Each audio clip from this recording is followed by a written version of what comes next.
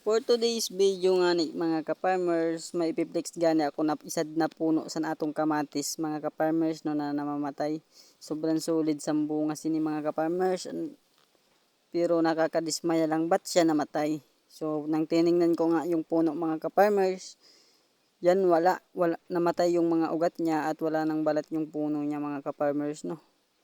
So sa mga nakakaalam kung anong sakit to mga ka-farmers at kung anong gamot nito mga ka-farmers, i-comment nyo lang po dyan sa baba nang maagapan ko po yung ating mga kamatis mga ka-farmers kasi bago lang po ako nagkamatis kaya hindi ko pa po alam yung mga ganyang sakit ng kamatis mga ka-farmers no.